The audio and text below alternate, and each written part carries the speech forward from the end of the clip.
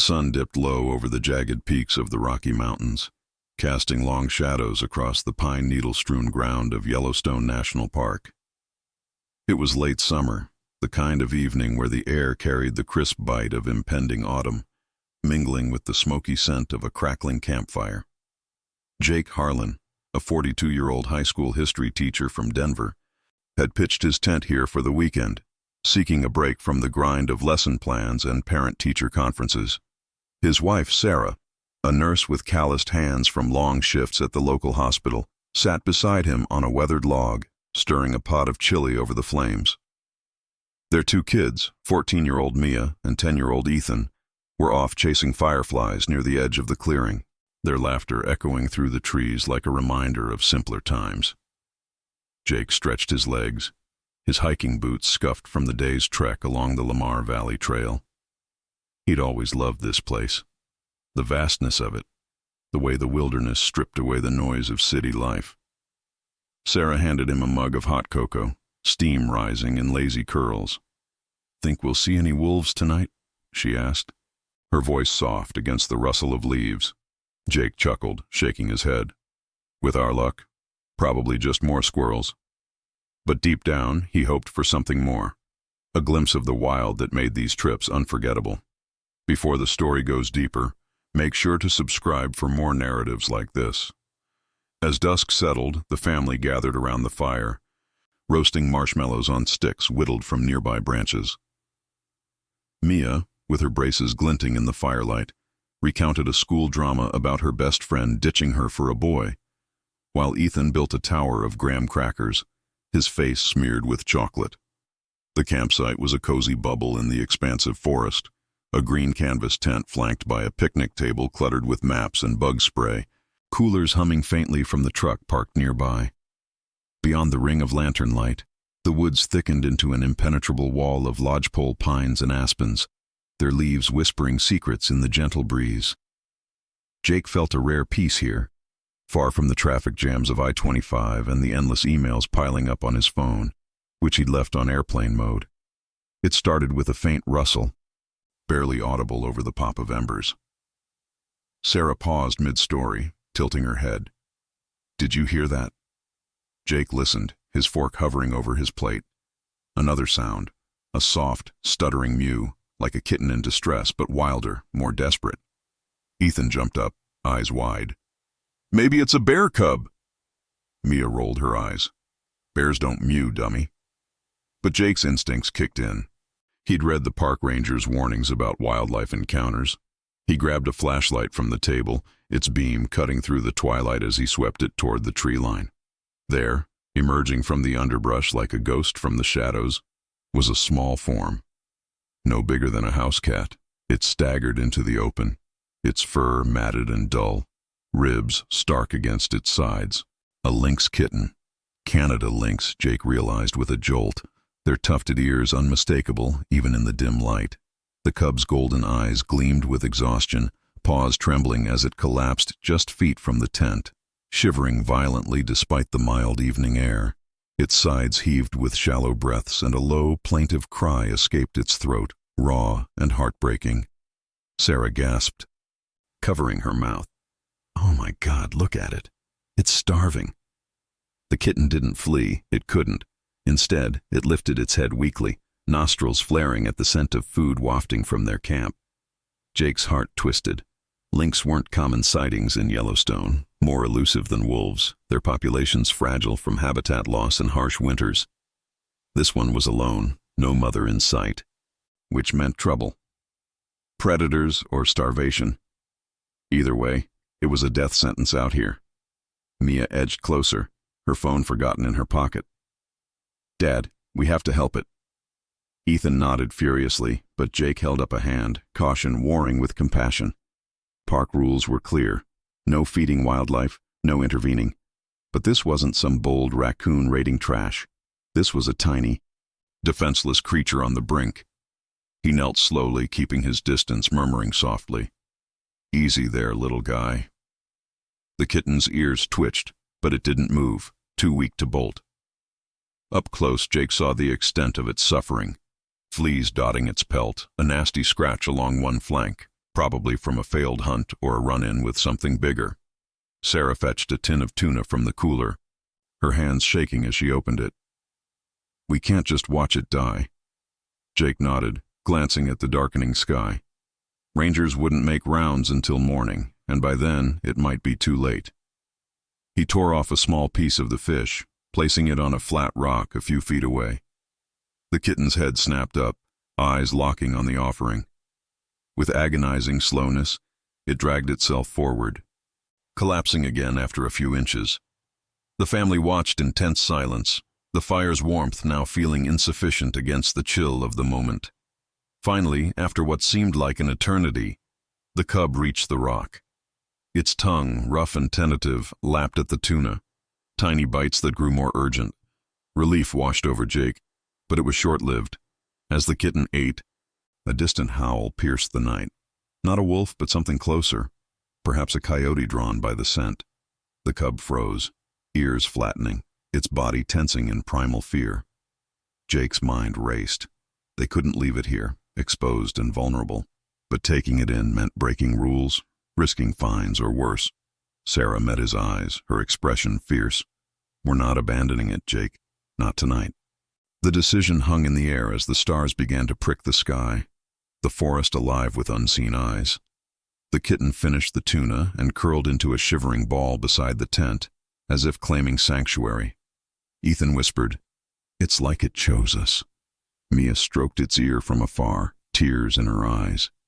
Jake knew this was just the beginning. The rescue, if they committed, would test them in ways they couldn't yet imagine. For now, though, they kept watch, the campfire their only barrier against the wild unknown. The night deepened around the Harlan family's campsite, the fire's glow flickering like a hesitant heartbeat against the encroaching darkness. Jake sat cross-legged on the pine-scented ground, his back against the rough bark of a nearby tree, eyes never straying far from the Lynx kitten. The little creature had inched closer after devouring the tuna, now huddled in a tight ball just inches from the tent's zipped flap, its tufted ears occasionally twitching at the snap of a branch or the distant call of an owl. Its breathing had steadied somewhat, but the shivers persisted, a rhythmic tremor that spoke of exhaustion and the chill seeping from the earth. Sarah knelt beside it, her nurse's instincts overriding any hesitation. She'd draped a spare fleece blanket over the cub, carefully without touching it, to ward off the night's bite. "Poor thing's hypothermic," she murmured, her voice low and steady, the way she spoke to patients in the ER. The air smelled of damp soil and charred wood, undercut by the faint, musky odor of the wild animal. Mia and Ethan hovered nearby, their faces illuminated by the phone screens they'd pulled out to research Lynx on the spotty signal. "They say orphaned kittens don't survive without intervention," Mia read aloud, her voice cracking. "Mom's probably dead, poachers or a car hit." Jake rubbed his stubbled chin, the weight of the decision pressing on him like the backpack he'd hauled all day. He was no stranger to responsibility, grading papers, coaching Ethan's soccer team, fixing the leaky roof back home. But this felt different, raw and unpredictable. Yellowstone's rules echoed in his mind. Observe, don't interfere. Violating them could mean a ticket, or worse, endangering the ecosystem. Yet watching the kitten's frail form, he couldn't shake the image of it alone in the underbrush, easy prey for a fox or raven. "We give it till morning," he said finally, his tone firm but laced with doubt. "Then we hike to the ranger station at dawn. They can take it from there."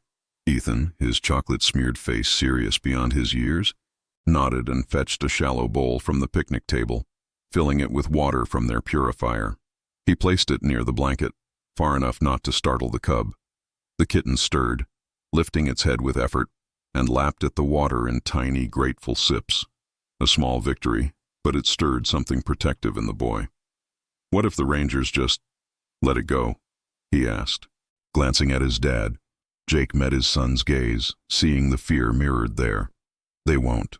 Wildlife rehab's their job." As the hours ticked by, the family took shifts watching. Sarah insisted on the first, her shift ending when Mia relieved her around midnight. The girl sat with a headlamp on low, sketching the kitten in her journal by firelight, the oversized paws, the faint spots fading into tawny fur. The forest sounds amplified in the quiet, the rustle of leaves in the wind, the occasional hoot that made her jump. She thought of her own cat back home, Mr. Whiskers, fat and spoiled on kibble. This lynx was wild, a survivor until it wasn't. Tears pricked her eyes again, but she wiped them away, whispering encouragements the cub couldn't understand.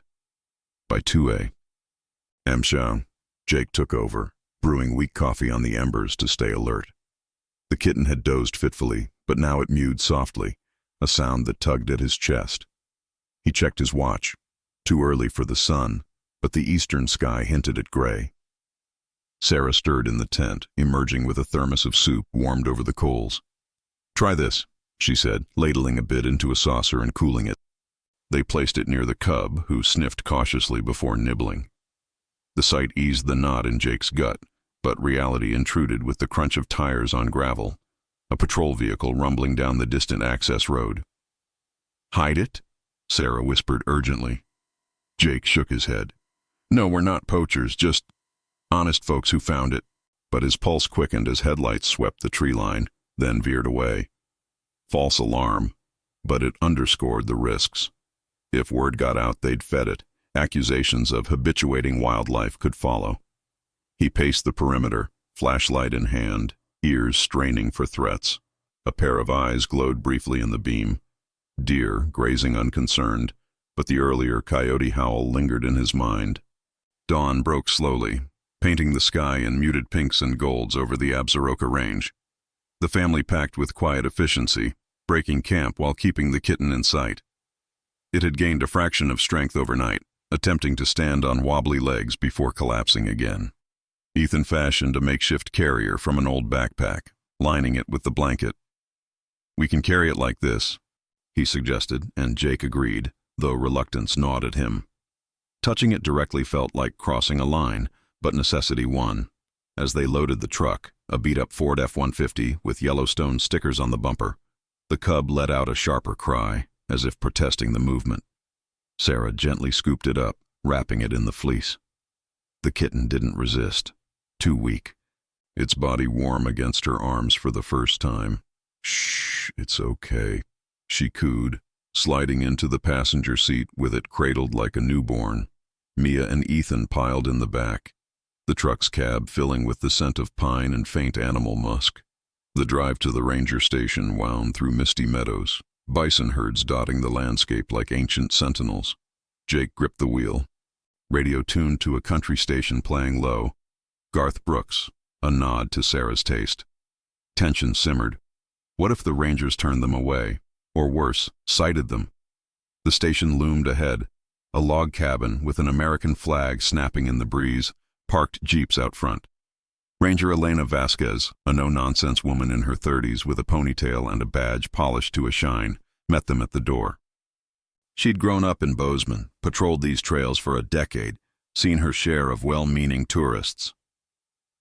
"Lynx kitten, you say?" she asked, peering into the backpack as Sarah held it open. Her expression softened at the sight, emaciated but alive. "Where'd you find it?" Jake recounted the night, sticking to facts, the approach, the feeding, the watch.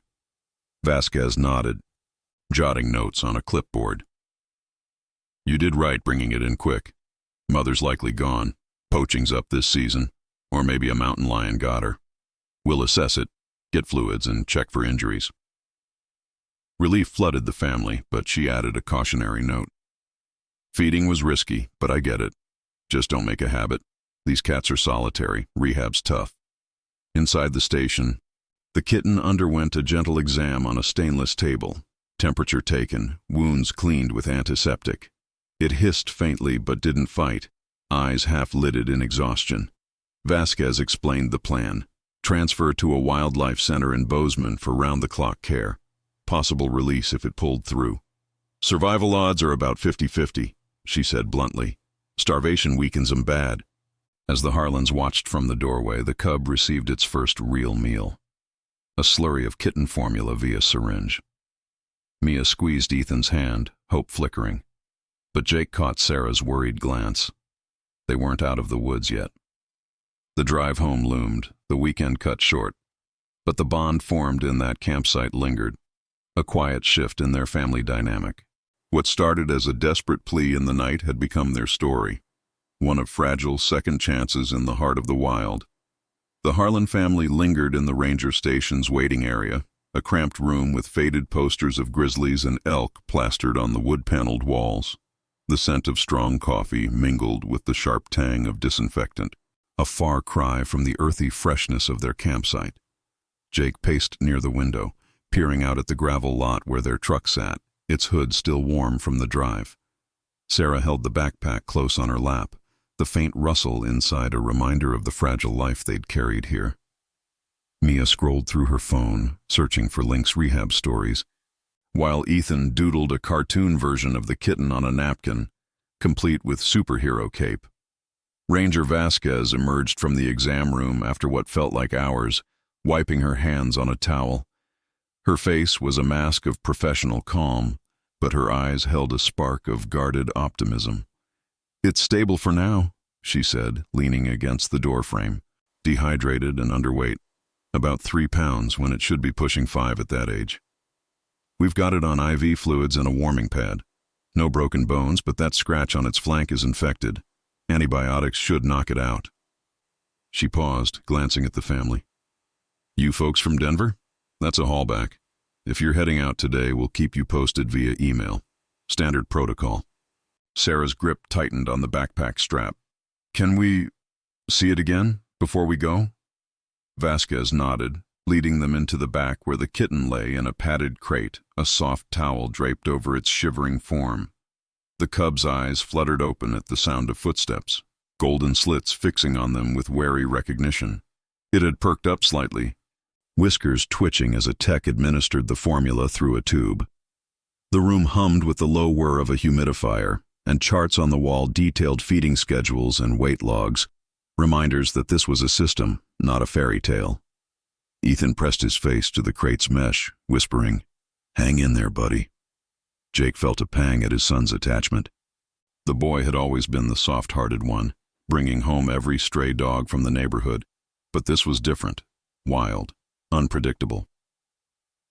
"What's the next step?" Jake asked Vasquez, his voice steady despite the churn in his stomach. She explained the transfer. A 2-hour drive to the Montana Wildlife Rehabilitation Center outside Bozeman, where specialists could monitor it 24/7. "They've got a lynx enclosure. Simulates the habitat without full release yet. If it gains strength, maybe soft release in a month.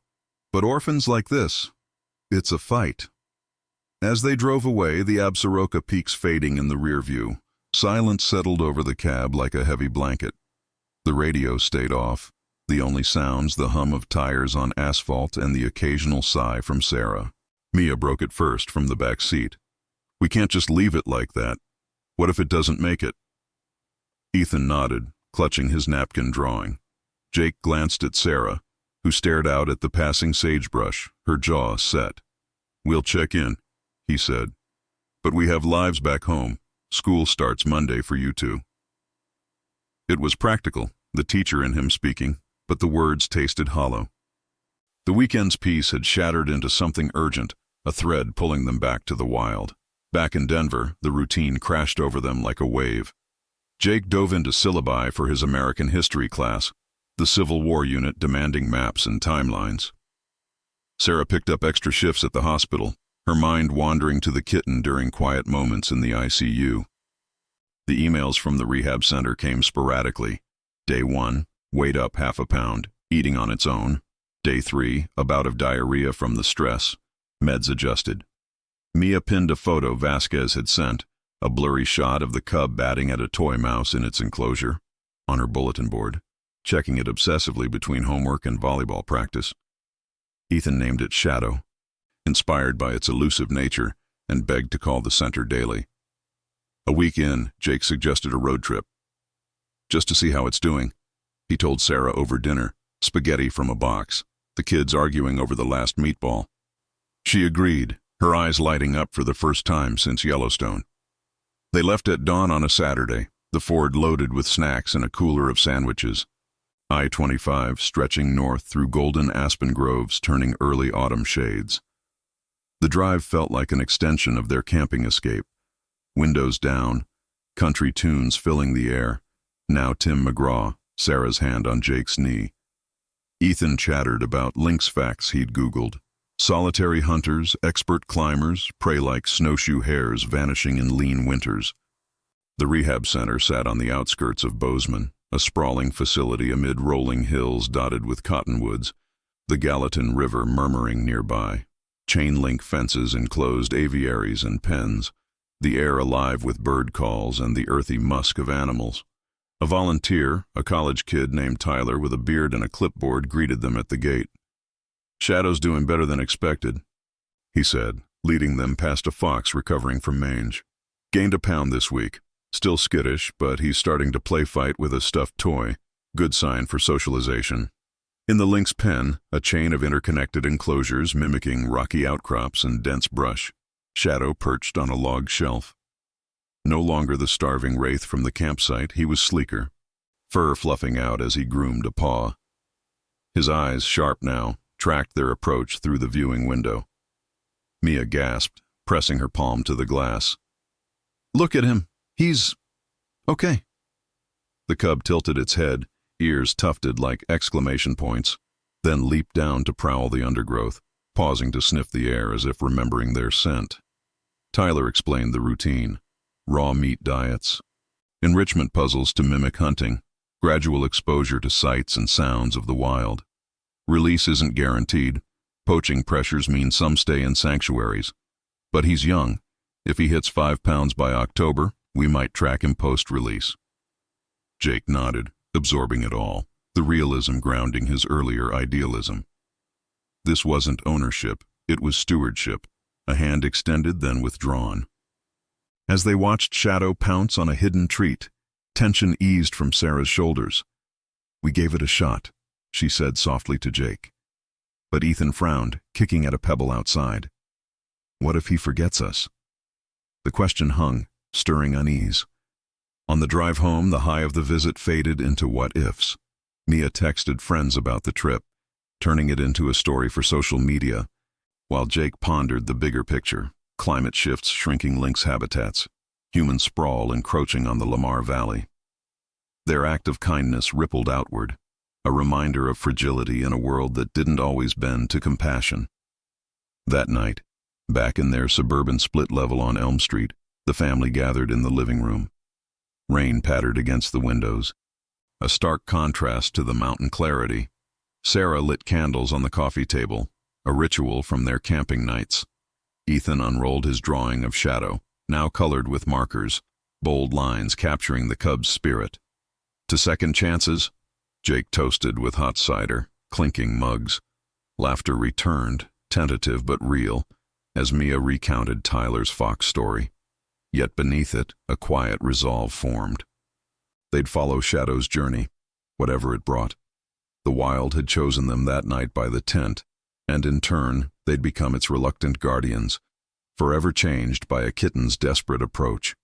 Weeks blurred into the steady rhythm of fall in Denver, the aspen leaves outside the Harlan home turning to fiery reds and golds, before carpeting the sidewalks in crunchy drifts. Jake's classroom at Roosevelt High buzzed with the energy of new semesters, students debating the Boston Tea Party over vending machine sodas, their debates spilling into hallway chatter. He found himself weaving tales of the Lynx into lessons on wildlife conservation, pulling up articles on habitat fragmentation to illustrate human impact. "It's not just history," he'd say. "It's happening now." The kids leaned in, intrigued, but Jake's mind often drifted to Shadow, the emails from the rehab center becoming a lifeline amid the chaos of quizzes and parent emails. Sarah's shifts at Denver Health stretched longer, the hospital's fluorescent halls echoing with the beeps of monitors and the hurried steps of colleagues.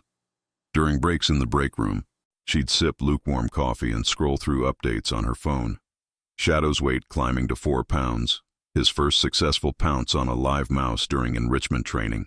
It grounded her, a counterpoint to the grim cases she handled. Fractured bones from car wrecks, fevers raging unchecked. One evening, after a 12-hour day treating a kid with pneumonia, She collapsed onto the couch, feet aching in her Crocs. "I keep thinking about him out there," she told Jake, who was grading papers at the kitchen table. "Alone again, if they release him too soon." Mia threw herself into volleyball at school, her spikes on the court fierce and focused, channeling the adrenaline from that Yellowstone night. Practices ran late under the stadium lights, the air crisp with the scent of sweat and fresh-cut grass. She'd text the family from the locker room. "Any Shadow news?" Her friends teased her about the Wildcat crush, but she didn't mind. It felt bigger than gossip, a story worth sharing. At home, she'd pinned new photos to her wall, the cub now wrestling a burlap sack, his form filling out with muscle. Ethan, meanwhile, had turned Shadow into a school project, his science fair poster a collage of facts and sketches. From starving to survivor, one Lynx's journey. He presented it to his fifth-grade class, voice steady as he described the campsite encounter, earning applause and a blue ribbon that he taped proudly above his bed. The turning point came in mid-October, on a gray Saturday when the Rockies loomed under a blanket of low clouds. Jake's phone buzzed during breakfast, cereal bowls clinking on the oak table, as an urgent email from the rehab center popped up. "Complication with Shadow," it read. "Infection flare-up, en route to vet clinic for imaging." Sarah read it aloud, her spoon pausing midair, milk dripping onto the formica. The family's faces fell, the kitchen suddenly too small, the rain pattering against the window like impatient fingers. "We have to go," Mia said immediately, shoving her backpack aside. Ethan nodded, eyes wide behind his glasses. Jake exchanged a look with Sarah. The 2-hour drive felt like a marathon, but turning back wasn't an option. They piled into the Ford again, the cab filled with the rustle of rain jackets and the faint smell of peanut butter sandwiches packed in haste. I-25 North cut through sodden fields, windshield wipers slapping a steady beat as country radio murmured about lost loves and open roads. Dolly Parton this time, her voice a twangy comfort. Jake's hands gripped the wheel tighter than necessary, knuckles white against the black leather. "They said the antibiotics were working," he muttered, more to himself than anyone. Sarah reached over, squeezing his thigh. "He's a fighter, like that night by the fire." In the back, Mia and Ethan played iPad games quietly, but tension hummed beneath the screen glow. Bozeman welcomed them with drizzle-slicked streets, the rehab center's gravel lot turning to mud under the tires. Tyler, the volunteer, met them at the gate, his beard damp and expression drawn.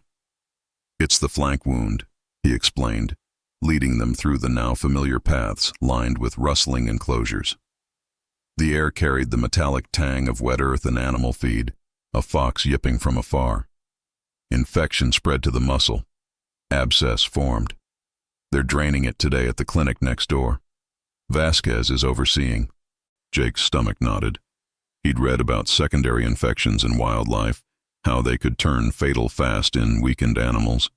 The vet clinic was a squat brick building attached to the center, its waiting room sparse with metal chairs and a coffee machine gurgling in the corner.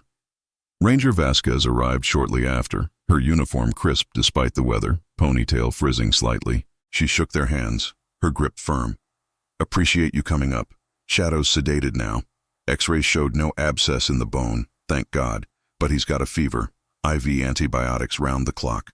She led them to an observation window overlooking the procedure room, where a vet in scrubs worked methodically, the kitten's small body stretched on a steel table under bright lights. Shadow's chest rose and fell evenly, an oxygen mask fogging with each breath, his tufted ears limp. The family watched in silence, the hum of machines underscoring the fragility. Ethan pressed his forehead to the glass, whispering, "Come on, Shadow." Mia's phone stayed pocketed. This wasn't for likes. Sarah's nurse training kicked in, analyzing the setup. The clean lines, the monitors beeping vitals. "He's in good hands," she said, but her voice wavered. Jake thought of the campsite, that first desperate mew cutting through the night. They'd pulled him from the brink once. Now nature fought back, a reminder that rescue wasn't linear. After the procedure, Vasquez updated them. Drainage successful, but recovery meant isolation. No visitors for a week to prevent stress. "He's tough, but Lynx are wired for solitude." Too much human contact and release becomes impossible. The words landed heavy, stirring conflict. Ethan frowned. But we saved him. Doesn't that count? Vasquez knelt to his level, her tone kind but firm. It does, kid. More than you know. But wild means wild. He's got to relearn that. Driving home through the downpour, the mood was somber, wipers blurring the taillights of semis ahead. Mia stared out at the blurring Gallatin Valley, tears mixing with rain on the window. What if this sets him back too far? Jake didn't have answers, the road's monotony mirroring his thoughts. Sarah turned up the radio. Patsy Cline's lament filling the space, her hand finding Ethan's in the back. At a rest stop near the Wyoming border, they stretched legs under the sodium lamps, steam rising from hot chocolate from a thermos. One step at a time, Jake said, pulling them into a huddle against the chill wind. We've come this far. Back in Denver, the weight gnawed. Daily emails tracked Shadow's fever breaking on day 3, appetite returning by 5. Mia volunteered at a local animal shelter on weekends, walking leashed dogs through autumn leaves, channeling her worry into action. Ethan wrote letters to the center, simple notes with drawings, mailed with stamps licked carefully. Sarah brought home stories from work, parallels to Shadow's fight, patients rallying against odds. Jake incorporated it into a family ritual, checking updates over dinner, the table a hub of shared hope amid meatloaf and mashed potatoes. By month's end, a positive report arrived. Shadow cleared for the enclosure, weight steady at 4.5 pounds. The family exhaled collectively, the crisis forging deeper bonds. But it also planted seeds of doubt. What if release meant losing him forever? Jake lay awake one night, listening to the suburban hum of sprinklers and distant traffic, pondering the thin line between help and interference. The Lynx had approached their tent in desperation, but now, in recovery's grip, the wild called him back. Their story, once a spark in the night, burned brighter, testing the limits of compassion in a world of hard edges. November arrived in Bozeman with a vengeance, the first heavy snows blanketing the Gallatin Valley in a hush of white, turning the rehab center's enclosures into frosted dioramas. The Harlan family made the drive north again, this time under a slate-gray sky that promised more flurries, the Ford's tires crunching over icy patches on I-25. Jake had taken a personal day from school, citing a vague family matter to his principal, while Sarah swapped shifts with a coworker who owed her one. Mia and Ethan fidgeted in the back, bundled in puffy jackets from REI, their breaths fogging the windows as they speculated about Shadow's progress. Bet he's got snow boots now, Ethan joked, trying to lighten the mood, but his voice carried the edge of anxiety honed from the recent scare. The center's parking lot was slick with melt, puddles reflecting the bare cottonwood branches overhead. Tyler waved them in from the gate, his breath visible in the crisp air, a steaming mug of coffee in hand. Shadow's a champ, he said, clapping Jake on the shoulder. Cleared the infection clean, Scout's honor. He's back in the main enclosure, putting on weight like it's his job. The volunteer led them along shoveled paths, the air sharp with pine resin and the distant low of rehabilitating mule deer. Enclosures hummed with activity, a bald eagle preening feathers in a flight cage, a river otter sliding down an artificial bank into a heated pool. It felt like a sanctuary amid the encroaching winter, a place where second chances weren't just words. Through the viewing window of the Lynx pen, Shadow appeared transformed. No longer the skeletal Shadow from their campsite, he prowled with a fluid grace, his coat thickened for the cold, tufted ears alert as he scaled a scratching post mimicking a fallen log. At nearly 5 pounds, his frame hinted at the sleek predator he'd become, muscles rippling under fur dappled with fading spots. He paused mid-stride, golden eyes locking onto the family through the glass, nostrils flaring as if catching their familiar scent on the wind. For a heartbeat he froze, then resumed his circuit, batting at a suspended feather toy with precise swipes that drew a collective whoa from the Harlans. He's ready for the next phase, Tyler explained, pointing to a clipboard of notes. Soft release prep, introducing live prey, tracking collar fitting. Vasquez wants him out by spring if the weather holds. The words landed with mixed weight. Excitement bubbled in Ethan's chest. He imagined Shadow bounding through Yellowstone's snowfields, free and fierce. But Mia's smile faltered, her fingers tracing the window's frost. So, we won't see him after that? Tyler shook his head gently. Releases are low-key, no fanfare. Helps them stay wild. Sarah nodded, her nurse's pragmatism kicking in. But Jake saw the flicker of loss in her eyes, the same one he'd felt driving away from the ranger station weeks ago. They spent the afternoon observing from a heated observation deck, sipping hot cider from a thermos while Tyler fielded questions. Shadow demonstrated his skills. A hidden compartment in the enclosure released a quail chick, and the lynx stalked it with instinctive patience, pouncing in a blur of motion that ended mercifully quick. Hunting's innate, Tyler said, but rehab fine-tunes it. Without that, he'd starve come winter. The family watched, a knot of pride and sorrow twisting in their guts. Ethan sketched furiously in his notebook, capturing the cub's form mid-leap, while Mia snapped discreet photos, vowing to compile them into a digital scrapbook. Jake and Sarah stood close, arms brushing, the cold seeping through their layers but warmed by the shared vigil. As dusk fell, painting the snow in twilight blues, Ranger Vasquez joined them, her truck's headlights cutting through the gathering flakes. She carried a folder of release protocols, her face weathered by years under Montana's big sky. "You all have been saints with the updates," she said, settling into a chair with a creak. "Shadow's one of our success stories so far. Poaching's hit us hard this year, snares turning up empty dens. Over steaming mugs, she shared tales from the field. A mother lynx collared last summer, her kittens thriving in the Madison Range. It humanized the wild, making Shadow's journey feel part of a larger tapestry. But Vasquez was blunt about the risks. "Winter's the real test. Deep snow hides hairs, and if he's not strong enough." She trailed off, letting the implication hang.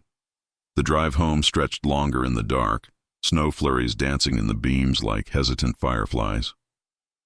Ethan dozed against Mia's shoulder, his sketchbook clutched like a talisman, while the adults spoke in hushed tones. "It's what he needs," Sarah said, but her voice cracked on the last word. Jake reached for her hand across the console, the heater blasting warm air that couldn't quite chase the chill.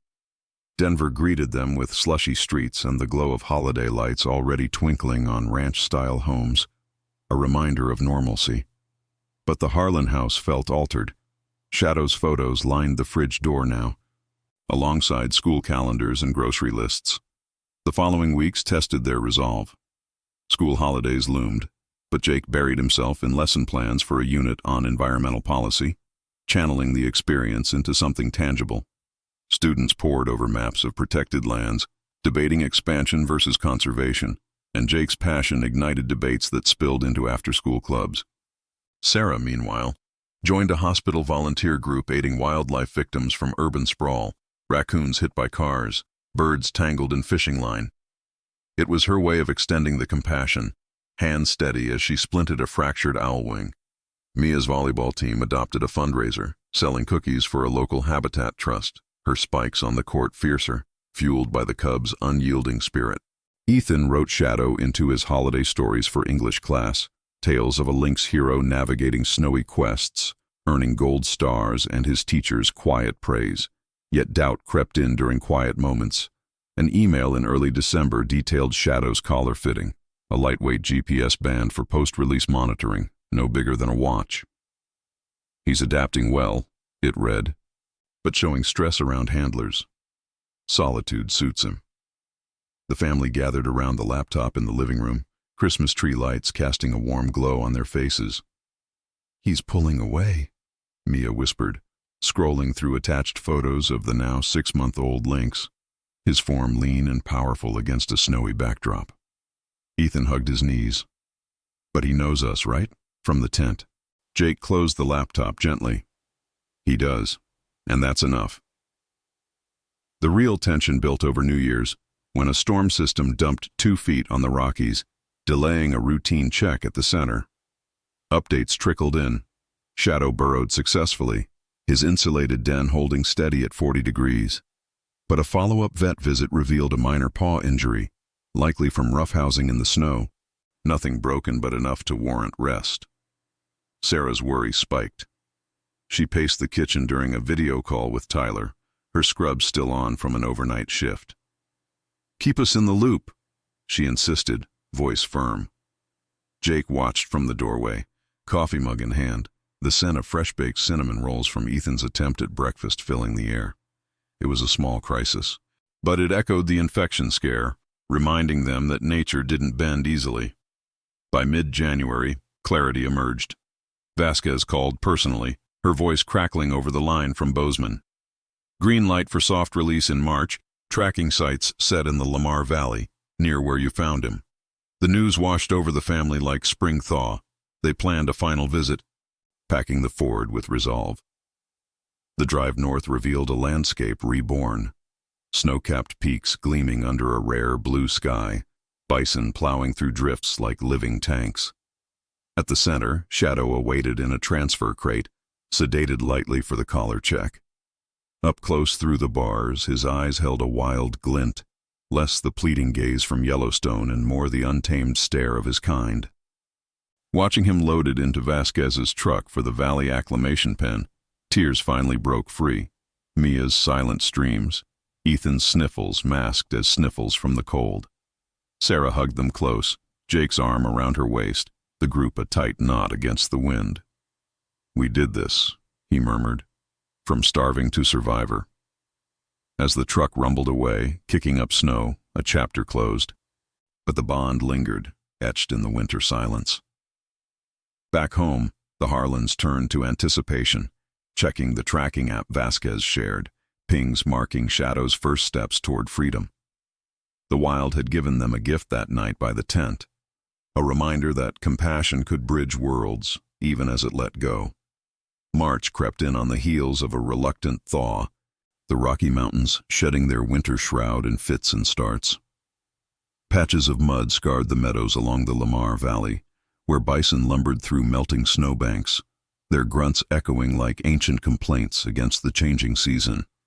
The Harlan family arrived at the Yellowstone Ranger Station under a sky streaked with hesitant blue, the Ford F-150's tires splashing through puddles that reflected the budding green of sagebrush. Jake gripped the wheel a little too tightly as they pulled into the lot, the engine ticking down to silence amid the scent of damp earth and distant pine. It had been a quiet drive from Denver, the radio tuned low to Willie Nelson's gravelly twang, but the air in the cab hummed with unspoken anticipation. Sarah adjusted her scarf, her breath still visible in the crisp morning chill, while Mia and Ethan grabbed their backpacks from the seat, stuffed with snacks, water bottles, and Ethan's latest sketch pad. "This is it," Mia said softly, her voice carrying the weight of finality. They'd tracked Shadow's pings on the app for weeks, watching the digital dot migrate from the acclimation pen to wider circuits in the valley. No major setbacks since the paw tweak. The Lynx had bulked to 7 pounds, his hunts simulated with increasing realism, live hares released into the enclosure, shadows of freedom sharpening his instincts. But seeing it unfold in person felt like stepping into the unknown, a bridge between their intervention and the wild's indifference. Ranger Elena Vasquez met them at the station's porch, her parka zipped against the wind, a radio clipped to her belt crackling faintly with patrol chatter. She'd aged a touch since that first chaotic morning, fine lines etching her eyes from endless patrols under Montana's unforgiving sun. "Right on time," she said, shaking Jake's hand with her usual firm grip. "Shadow's been out for 3 days now. Soft release means minimal contact, but we've got to blind up the ridge for observation. He's denned near the creek, about a mile in." Her tone was matter-of-fact, tempered by years of these bittersweet handoffs, but she caught Sarah's hopeful glance. "He's thriving. Caught a vole yesterday. Collar data shows steady movement. The hike to the blind wound through the valley's undulating terrain, boots sinking into softening ground that squelched with each step. Towering lodgepole pines stood sentinel, their needles whispering in the breeze, while the Lamar River murmured nearby, swollen with snowmelt and carrying the faint, fishy tang of spring renewal. Ethan led the way for stretches, his energy bubbling over as he pointed out tracks, elk prints overlapping with smaller, clawed impressions that Vasquez confirmed as shadows. He's marking territory already, she explained, crouching to examine a scraped sapling. Solitary by nature, but young ones like him explore wide before settling. Mia nodded, her phone tucked away for once. This wasn't a moment for filters, but for absorbing the raw pulse of the place. The blind was a camouflaged wooden platform, elevated just enough to peer over a rise without disturbing the scene below. They settled in with binoculars and thermoses of coffee, the wooden slats creaking under their weight. Vasquez adjusted a laptop screen linked to the caller's feed, a map dotted with Shadow's path glowing green. Hours passed in vigilant quiet. A red-tailed hawk wheeled overhead, its cry slicing the air. Mule deer grazed in the distance, antlers catching the climbing sun. Jake's mind wandered to the campsite that started it all. The fire's glow, the kitten's mew piercing the night. "Feels like yesterday," he murmured to Sarah, who leaned against him, her hand warm in his. Then, movement, a sleek form slinking from a thicket of willows near the creek, tawny fur blending with the dappled light. Shadow. No longer a shivering cub, he moved with purposeful elegance, ears tufted and alert, pausing to sniff the wind before dropping into a low stalk. The family held their breath as he pounced on something rustling in the grass. A snowshoe hare, flushed from its form. The kill was swift, efficient, the lynx's jaws closing with a precision that spoke of reclaimed wildness. He dragged the prize to a shaded nook, settling to eat with quick, rending bites, oblivious to the eyes watching from afar. Ethan's face lit up, binoculars trembling in his hands. "That's him, our Shadow." Pride swelled in the group, a shared exhale rippling through the blind. But Mia's eyes glistened, her whisper breaking the hush. "He's really gone, isn't he? Not ours anymore." The words hung, stirring a quiet ache. Vasquez nodded from her perch. "That's the goal. Intervention saves lives, but release restores balance. We've got reports of other Lynx sightings up valley. He might join a loose network, avoid inbreeding." Her pragmatism clashed with the family's emotion, a reminder of the ecosystem's broader stakes. Poaching rings dismantled last fall, thanks to tips from locals, but threats like roadkill and climate shifts loomed larger. As the afternoon waned, Shadow finished his meal and vanished into the underbrush, the collar pinged steady on the screen. Vasquez packed the laptop, her voice low. "We'll monitor for months, monthly flyovers, data downloads. If issues arise like snare traps, we intervene, but odds are good." Jake thanked her, the family trailing back down the trail in a subdued line, the sun dipping toward the horizon and painting the peaks in amber. The drive home blurred into twilight, the valley's vastness receding in the mirrors. Ethan sketched Shadow's hunt from memory, lines bold and alive, while Mia played soft indie folk from her playlist, Bon Iver's haunting chords mirroring the bittersweet pull. In Denver, the return to routine carried a new undercurrent. Jake's history classes delved into conservation milestones, the Lynx story anonymized but fueling impassioned discussions on the Endangered Species Act. Kids citing Shadow's arc in essays. Sarah's volunteer work expanded. She organized a hospital fundraiser for wildlife corridors, her pitches laced with the valley's vivid details, the creek's rush, the hare's final bound. One evening, amid the sizzle of burgers on the backyard grill, she turned to Jake. "We let go, but it changed us." He nodded, flipping patties with tongs, the smoke curling into the cooling air. Ethan joined a junior ranger program at the Denver Zoo, his badge pinned proudly, while Mia's scrapbook evolved into a blog post, shared with friends who marveled at the realness. Yet tension simmered beneath the surface. A mid-April email flagged unusual caller readings, Shadow lingering near a popular trailhead, possibly drawn by human scents or discarded food. Vasquez's follow-up call eased fears.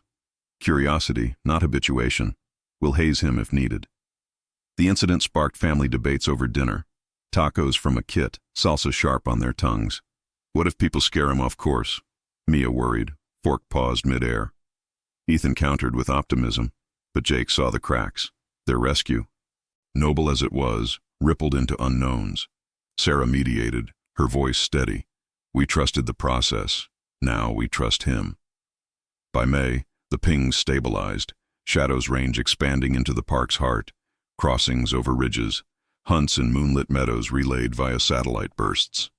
The Harlans checked the app like a ritual, gathered around the kitchen island after school runs or shifts, the glow illuminating their faces.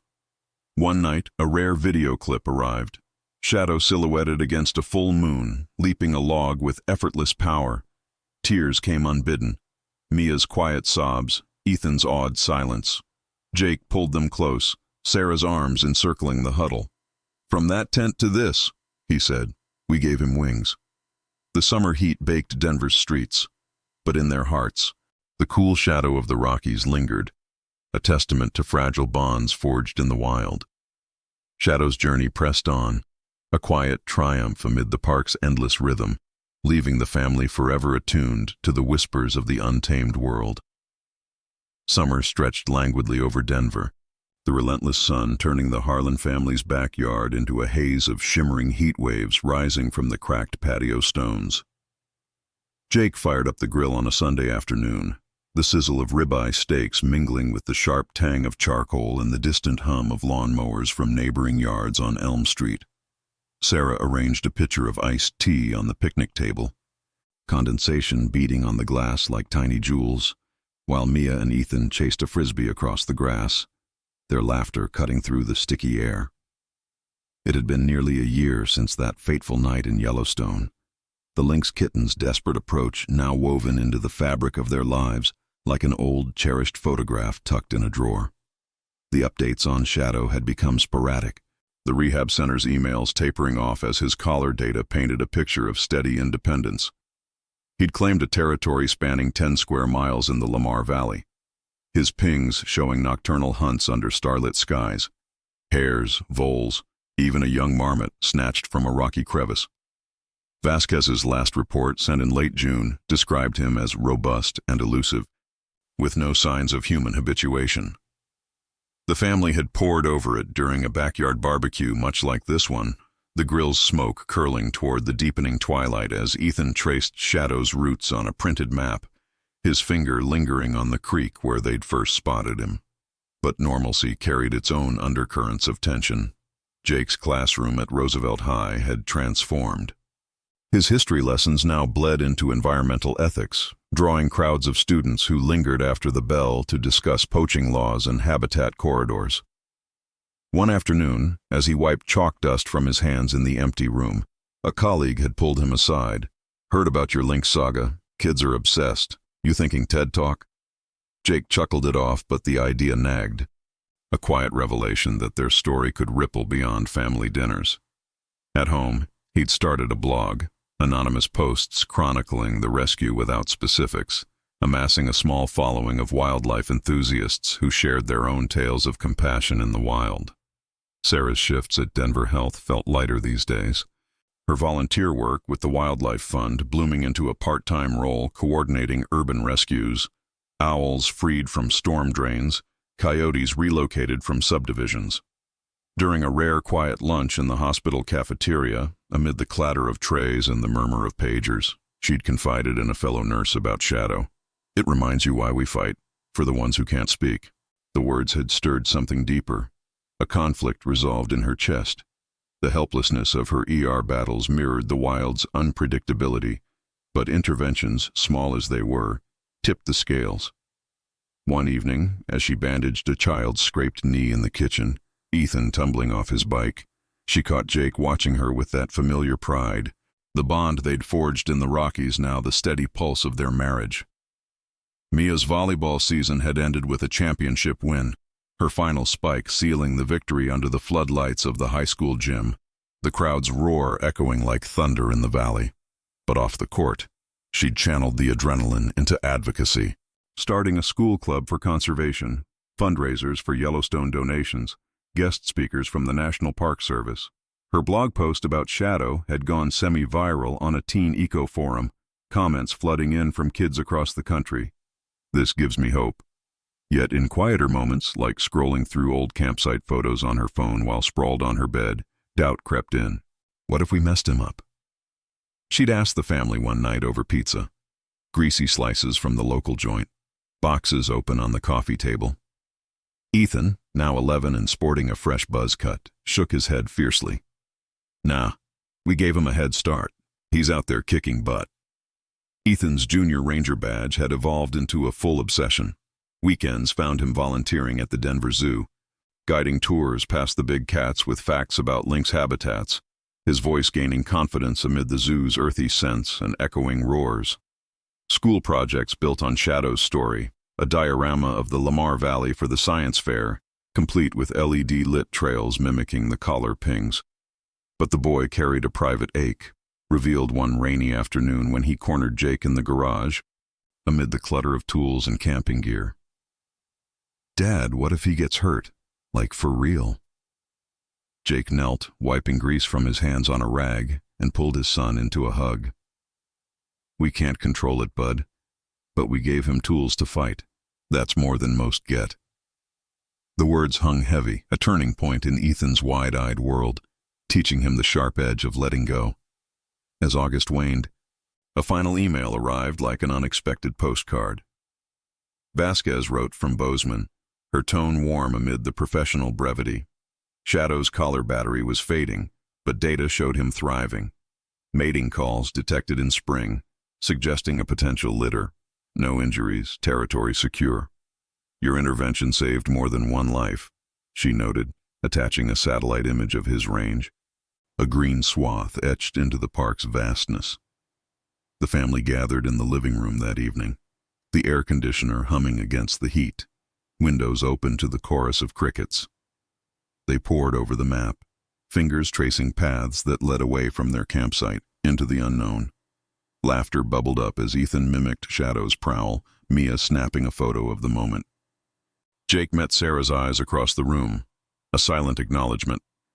The wild had tested them, revealed their strengths, and in release, granted peace. In the end, the Harlan family's story with the starving lynx kitten became a quiet legend in their hearts, a thread connecting suburbia to the untamed Rockies.